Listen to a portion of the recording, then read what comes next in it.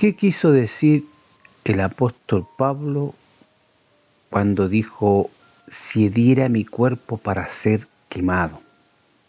Esto se encuentra en Primera de Corintios, en el capítulo 13, en el verso 3 específicamente, donde dice así, leo, y si repartiese todos mis bienes para dar de comer a los pobres, y si entregare mi cuerpo para ser quemado, y no tengo amor, de nada me sirve. Tenemos que siempre tomar en cuenta la escritura de la Biblia en lo que dice relación al léxico que se usó para escribirla. Y sabemos que en el Nuevo Testamento fue el idioma griego. Y el idioma griego es muy especial porque tiene ciertas palabras que no tienen el mismo significado que nosotros tenemos hoy, ¿cierto?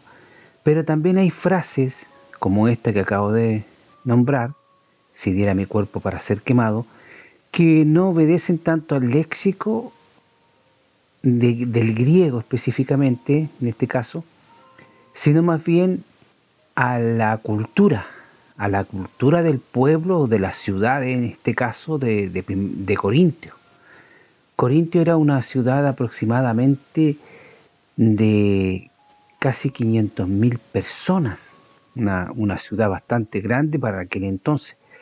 Entonces vemos que la cultura griega del imperio helenístico y también gran parte del imperio romano permeó bastante a la cultura de la ciudad de Corintio y la permeó con idolatría, con la hechicería y con las distintas formas de actuar que tuvieron tanto el imperio griego como el imperio romano.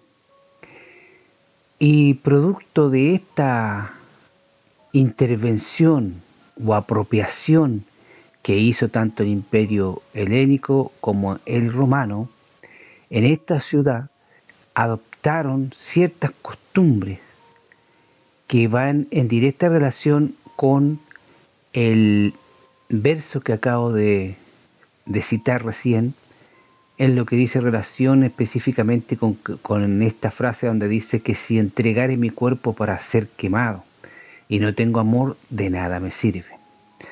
Bueno, específicamente eso es lo que queremos revisar en esta ocasión. El apóstol Pablo está enfatizando en este versículo, y no solamente el versículo, sino que el capítulo del 1 de Corintios, verso 13, del verso 2 hasta el 13 incluso, él está enfatizando que ningún acto extremo, por más heroico o sacrificado que parezca, tiene algún valor espiritual delante de Dios, si éste no está motivado por el amor, pero solamente una clase de amor, el amor ágape, que es el amor de Dios, que es desinteresado, sacrificial, que viene directamente del Espíritu Santo. Pero, ¿qué significa realmente esa frase que entregar mi cuerpo para ser quemado? Bueno, en Corintios, en el siglo I después de Cristo, esta expresión no era algo abstracto ni tampoco hipotético. Tenía, como dije anteriormente, un trasfondo totalmente cultural y religioso muy concreto, y que los corintios entendían perfectamente lo que Pablo les estaba diciendo con este verso. No como nosotros, que no tenemos esa misma cultura. Por eso que se nos hace un poco difícil entender ciertas cosas cuando estamos hablando de hace 2000 años atrás, ¿cierto? Bueno, la influencia de la religión greco-romana en algunos cultos mistéricos o misteriosos, en ciertas tradiciones helenísticas, existía la idea de que, por ejemplo, ofrecer su propio cuerpo para ser quemado en el fuego o sacrificarse de una forma dramática era un acto supremo de devoción religiosa. Ahí ya empezamos a entender un poquito el concepto. Ahora, si agregamos a esto un ejemplo, hay una historia mitológica, por supuesto, de Hércules. Y el mito de Hércules se quema vivo en una pira para ascender al Olimpo. Había relatos de filósofos estoicos como Peregrino Proteo, contemporáneo casi del apóstol Pablo, que se suicidaban quemándose vivos en público para demostrar su valentía y supuestamente ganar fama eterna. En algunos cultos de Asia Menor, cerca de Corintio, como el de Atis o el de Cibeles, había sacerdotes que se mutilaban, incluso se ofrecían en actos extremos de devoción a estos dioses o ídolos, llamados Atis o Cibeles. El orgullo espiritual en la iglesia de Corintio era nefasto. Los corintios estaban inflados de conocimiento, tenían un montón de dones espectaculares como el don de lengua, de profecía, milagros, etc. Se jactaban de su espiritualidad superior al resto de los cristianos. Pablo ya les había llamado la atención en capítulos anteriores al que estamos revisando. Posiblemente algunos de la iglesia podrían llegar a ser influenciados por esta cultura que ellos tenían, y tal vez nos faltaría quien tomara la idea de quemarse vivo para demostrar su valor y devoción a Jesucristo. Esto en contraste con el martirio cristiano.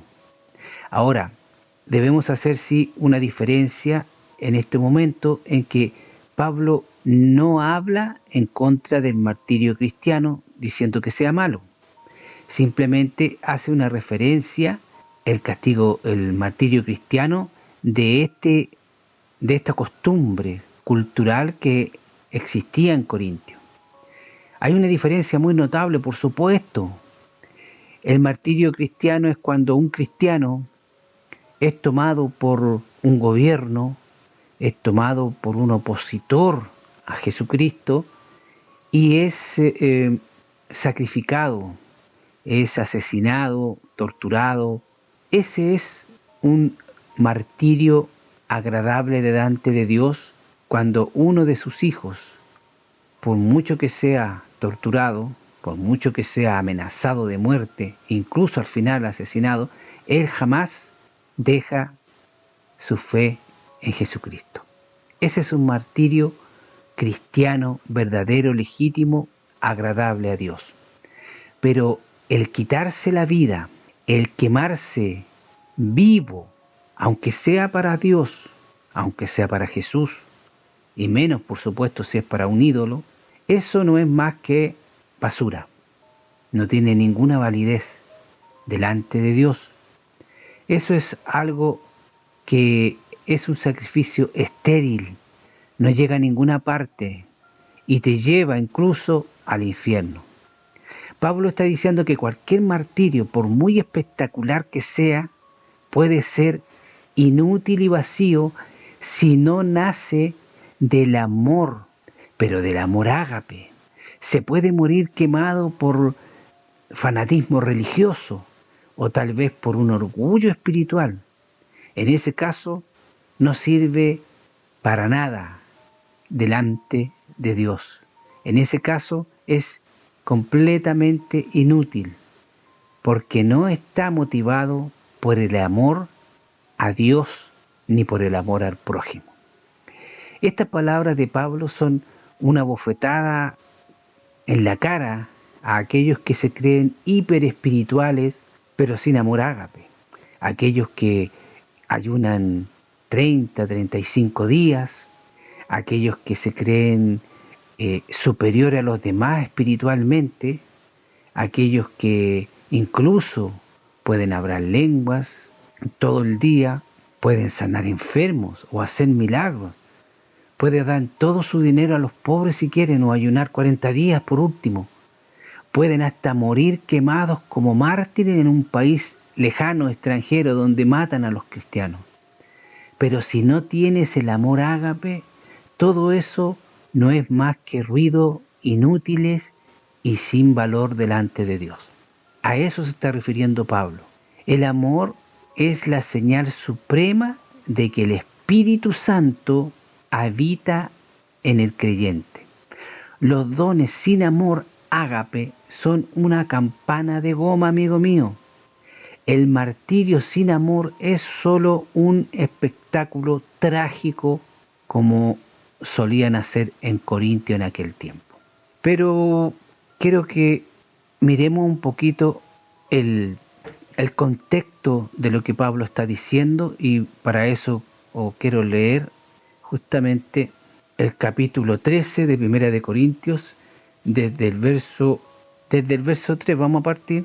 Primera de Corintios capítulo 13 verso 3 al 13 y dice así: si repartiese todos mis bienes para dar de comer a los pobres, si entregare mi cuerpo para ser quemado y no tengo amor, de nada me sirve. El amor es sufrido, es benigno, el amor no tiene envidia, el amor no es jactancioso, no se envanece, no hace nada indebido, no busca lo suyo, no se irrita, no guarda rencor, no se goza de la injusticia, mas se goza de la verdad. Todo lo sufre, todo lo cree, todo lo espera, todo lo soporta. El amor nunca deja de ser, pero las profecías se acabarán, y cesarán las lenguas, y la ciencia también se acabará, porque en parte conocemos y en parte profetizamos. Mas cuando venga lo perfecto, entonces lo que es en parte se acabará. Cuando yo era niño hablaba como niño, pensaba como niño y jugaba como niño. Mas cuando ya fui hombre, dejé lo que era de niño. Ahora vemos por espejo oscuramente, mas entonces veremos cara a cara. Ahora conozco en parte, pero entonces conoceré cómo fui conocido. Ahora permanecen la fe, la esperanza y el amor. Estos tres, pero el mayor de ellos es el amor. Bueno, si revisamos todos estos versos, podemos darnos cuenta de cómo el mundo no entiende todo lo que acabo de leer. Una vez pude observar a un hombre bastante ilustrado que justamente hoy se sabía casi todos estos versículos de memoria el hombre. Se nota que los había leído bastante. Pero el problema que el hombre tenía, que él no tenía el amor de Dios, porque no era cristiano. En consecuencia, él no entendía lo que estaba leyendo. Él estaba recordando a su esposa fallecida recientemente y justamente él decía de su esposa fallecida de que ella lo amaba a él con este amor que yo acabo de leer aquí. Entonces, en ese instante usted se puede dar cuenta de cómo esta persona, por muy ilustrada que sea, por muy sapiente que él pueda ser, no entiende las cosas espirituales, como nosotros sabemos, que las cosas espirituales se ha de discernir espiritualmente, mas él no puede porque está cegado y confunde el amor de ágape con el amor eros. Nosotros sabemos, los cristianos, que existen tres palabras que se usan en la Biblia que significan en español solamente una, amor. Pero el griego utiliza tres palabras distintas. A veces está hablando del amor de Dios, que es el amor ágape. Otras veces está hablando del amor de filial, que es el amor entre padre e hijo, entre hija y madre. Y otras veces está hablando del amor eros, que es el amor entre una pareja, entre un hombre y una mujer. Y en este caso, que acabamos de leer, se está refiriendo simple y lisa y llanamente al amor de Dios, que es el amor más grande, es el amor más puro, el amor más maravilloso, porque es el amor de Dios. Es inentendible para una persona que no es cristiana. Incluso para los que somos cristianos, podemos captar un poquito la diferencia o algo de lo que realmente es el amor de Dios, pero no lo conocemos en su totalidad. ¿Cuándo va a ser eso? Cuando venga lo perfecto, como leímos recién, donde vamos a conocer cómo fuimos conocidos. Eso quiere decir, vamos a ver cuándo Dios puso su mirada sobre nosotros y empezó a trabajar con nosotros. Cuando el Señor nos llamó, todas las veces que el Señor nos llamó, que nos dio la oportunidad para que lo conociéramos y nosotros ni siquiera nos dimos cuenta. Nos vamos a dar cuenta cuando sepamos. Entonces aquí Pablo explica muy bien, de forma muy llamativa, al decir que cuando era niño hablaba como niño, pensaba como niño, jugaba como niño, más cuando fui ya hombre dejé lo que era de niño, refiriendo específicamente a todo este asunto del que el amor nunca deja de ser, el amor de Dios que vive en nosotros porque tenemos el Espíritu Santo, pero las profecías se acabarán y cesarán también las lenguas y la ciencia y todos los dones del Espíritu Santo se van a acabar. Cuando venga Jesús se acaban todas esas cosas. Pero el amor de Dios que está en nosotros, ese no se va a acabar nunca. Va a estar por toda la eternidad. Por eso que Pablo dice que el amor ágape, el amor de Dios, es lo más grande. Al final, cuando dice que ahora, en este instante, desde hace 2000 años atrás hasta ahora, permanecen la fe, la esperanza y el amor. Y estos tres están juntos, pero el mayor de ellos es el amor, pero el amor ágape. Entonces, no importan los sacrificios. Esto le podemos decir, si usted es católico y está acostumbrado que cada ciertas fechas que esta religión tiene, la gente parte por millones, en algunos casos, de rodillas, a como ellos dicen, pagar una manda, a un ídolo, a una estatua de yeso o a un muerto que la religión católica declaró santo, es decir, una persona a quien tú le puedes pedir favores, cosa que no está en la Biblia, entre paréntesis. De eso de nada sirve, amigo. Y no importa que usted diga, ay, pero es que a mí me funciona. Lo que está detrás de una estatua no es Dios. El que está detrás de un muerto no es Dios. Son demonios. Y los demonios tienen poderes.